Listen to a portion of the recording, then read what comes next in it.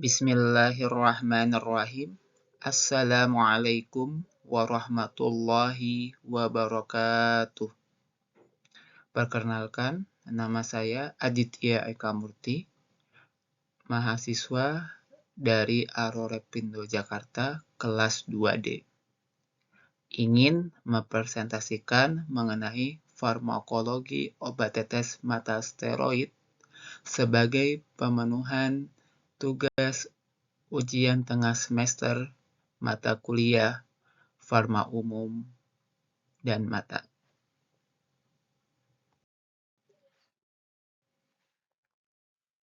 Sebelum masuk dalam pembahasan materi, kita tahu bahwa mata adalah organ terpenting dalam kehidupan kita sehari-hari.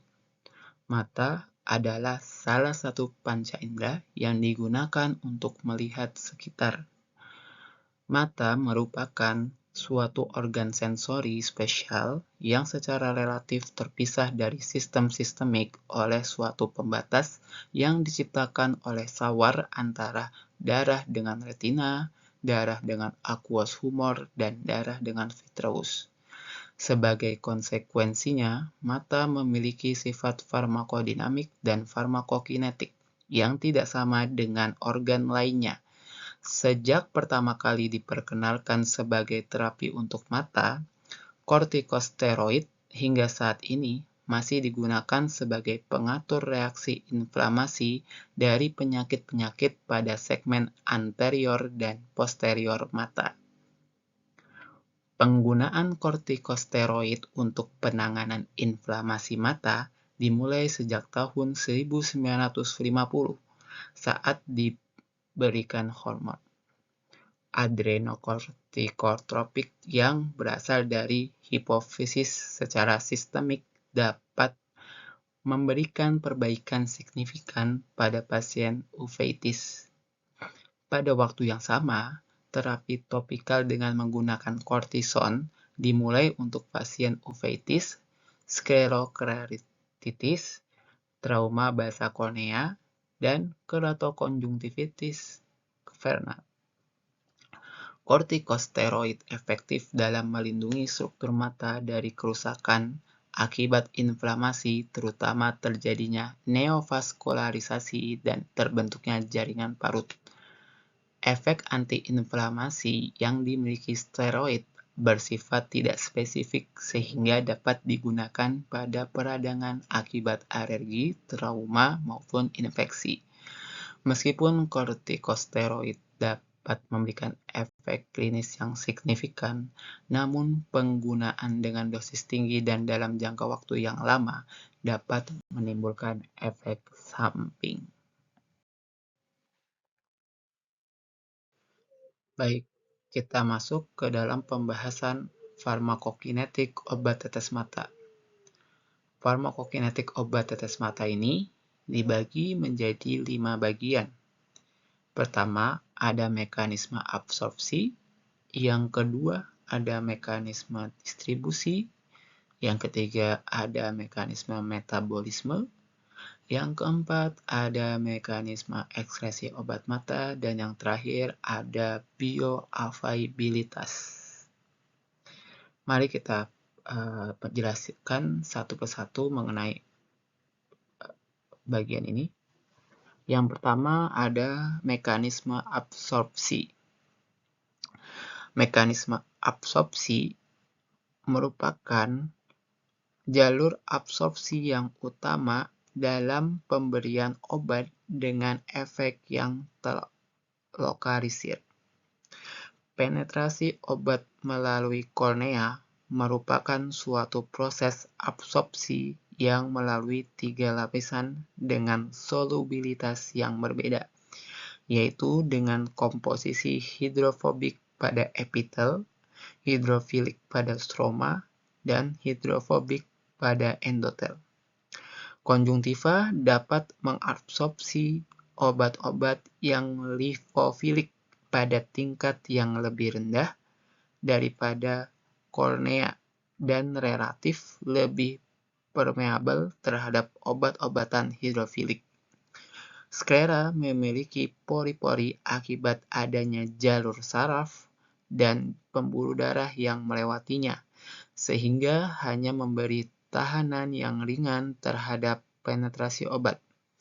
Obat-obatan yang diabsorpsi melalui konjungtiva dan sklera akan melalui bilik mata depan dan akan didistribusikan menuju traktus uvea dan vitreous. Rute ini penting untuk obat yang tingkat permeabilitas terhadap kornea rendah. Bagian kedua adalah distribusi.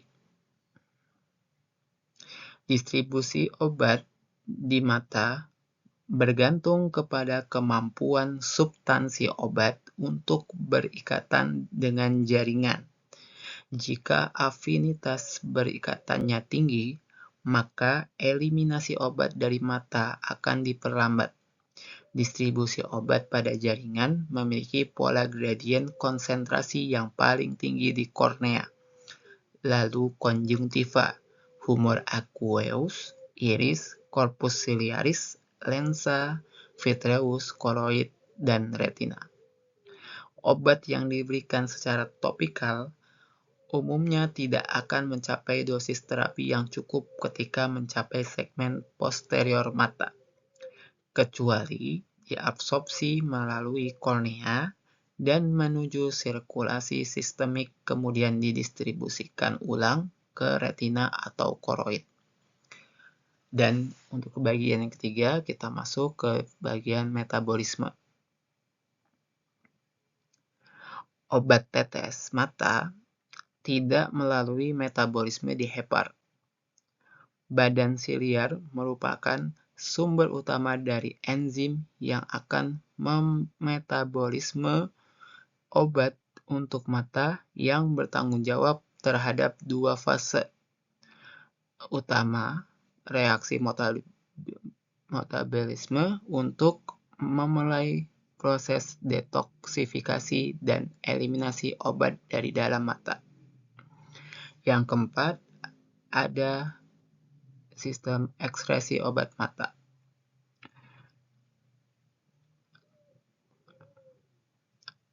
Distribusi dan eliminasi dari obat-obatan secara umum dapat dibagi menjadi dua rute, yaitu melalui retina dan melalui aqueous humor. Obat yang diabsorpsi ke dalam mata melalui absorpsi kornea dan sebagian juga melalui konjungtiva dan sklera. Obat-obatan pun dapat memasuki mata melalui sawar darah humor aqueous dan menuju bilik mata depan. Obat dieliminasi dari bilik mata depan oleh penggantian humor aqueous melalui anyaman trabekula dan kanal Schlemm. Eliminasi obat dari bilik mata depan akan menuju sirkulasi sistemik melalui sawar humor aqueous darah. Obat dari aliran darah dapat menuju bagian posterior mata melalui sawar retina darah.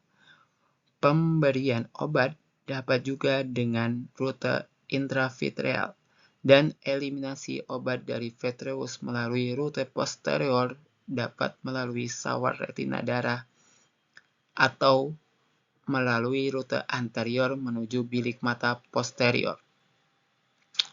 Dan yang terakhir, bagian bioavailabilitas. Bioavailabilitas dapat didefinisikan sebagai jumlah obat yang terdapat pada reseptor pada tubuh kita.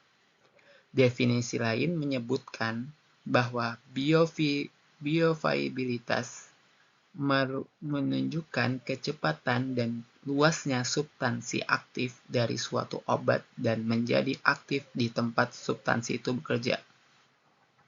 Obat dapat berpenetrasi melalui kornea yang terdiri atas lapisan hidrofobik dan hidrofilik. Steroid yang ideal harus memiliki sifat bifasik dalam polaritasnya. Meskipun setiap steroid memiliki sifat kelarutan air atau lemak, sifat ini dapat dirubah dengan cara memodifikasi basa steroid menjadi derivat lainnya.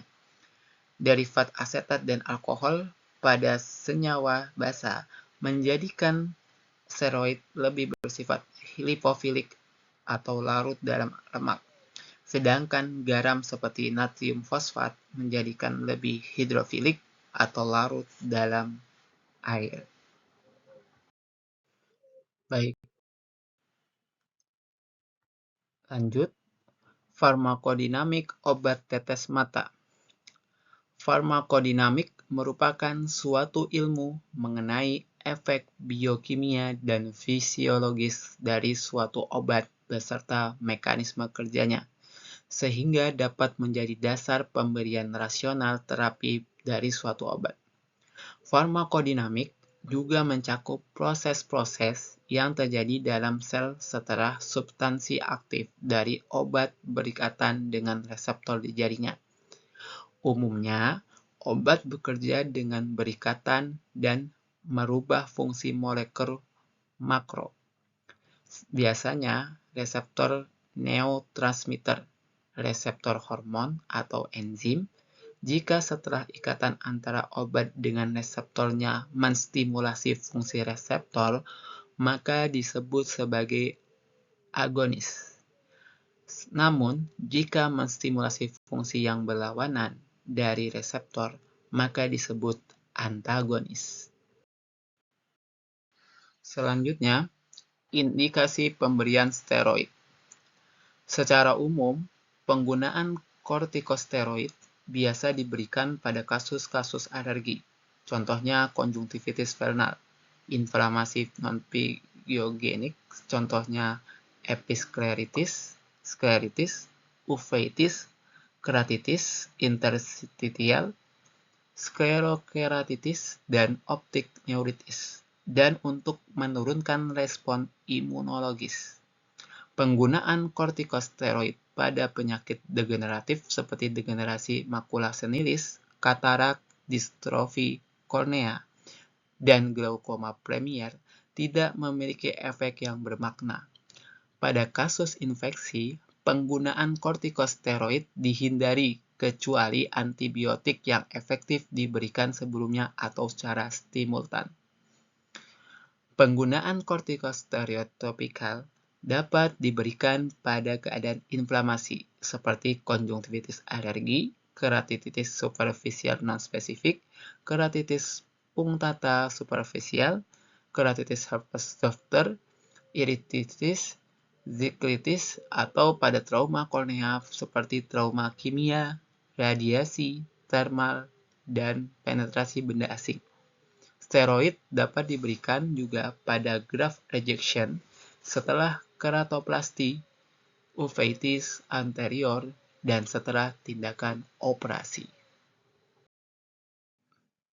Efek samping pemberian steroid. Kita tahu bahwa semua obat memiliki efek samping. Nah, efek samping dari pemberian steroid ini ada 4 bagian. Pertama ada katarak, ada hipertensi okular, ketiga infeksi, dan terakhir memperlambat penyembuhan. Mari kita bahas satu persatu. Katarak. Penggunaan steroid topikal dapat menyebabkan terjadinya katarak, baik pada anak maupun dewasa. Penggunaan steroid dalam jangka waktu lama, tahunan, dapat mengakibatkan katarak subkapsular posterior, glaukoma, dan kehilangan lapang pandang. Proses terjadinya kekeruhan yang dihasilkan menyerupai proses yang diakibatkan oleh radiasi dan penyakit mata seperti uveitis, retinitis pigmentosa, pelepasan retina, namun berbeda dengan proses yang diakibatkan oleh diabetes dan trauma. Yang kedua ada hipertensi okular, efek sampingnya. Peningkatan tekanan intraokular dapat terjadi pada mata normal maupun glaukoma dan biasanya terjadi dengan rentang waktu sekitar 2-8 minggu dari awal pemberian terapi. Efek peningkatan tekanan dan penurunan kapasitas aliran humor aqueous bersifat reversibel dan dapat kembali ke keadaan semula dalam waktu 1-3 minggu setelah penggunaan steroid. Yang ketiga, ada infeksi. Steroid dapat menyebabkan penurunan proses pertahanan tubuh terhadap infeksi, sehingga penggunanya dapat meningkatkan resiko terkena infeksi bakteri, virus, dan jamur. Penggunaan steroid pada infeksi mata memerlukan perhatian khusus agar tidak mengganggu proses perbaikan. Apabila penggunaan antibiotik tepat diberikan dalam waktu singkat, maka steroid dapat membantu mengurangi peradangan dan mencegah terjadinya sikatrik. Yang terakhir, memperlambat penyembuhan. Baik steroid topikal maupun sistemik dapat memperlambat penyembuhan. Penyembuhan yang dimaksud adalah penyembuhan epitel kornea. Efek terhadap sintesis kolagen dan fibroblast diperkirakan sebagai mekanisme utama yang memperlambat penyembuhan kornea.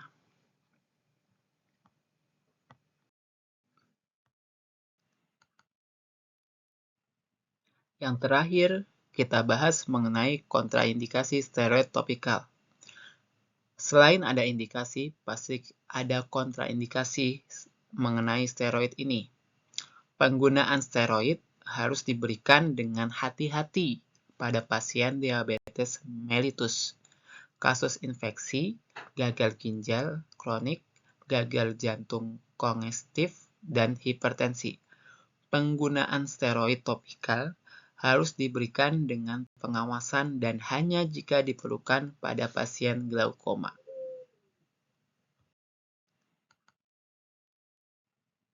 Yang terakhir, baik, selesai sudah pemaparan materi mengenai farmakologi tetes mata steroid pada kesempatan kali ini. Semoga teman-teman yang menonton video ini dapat meningkatkan pengetahuan tentang tetes mata steroid ini. Apabila dalam pembuatan video ini kurang berkenan, mohon dibukakan pintu maaf yang sebesar-besarnya. Terima kasih atas perhatian kalian.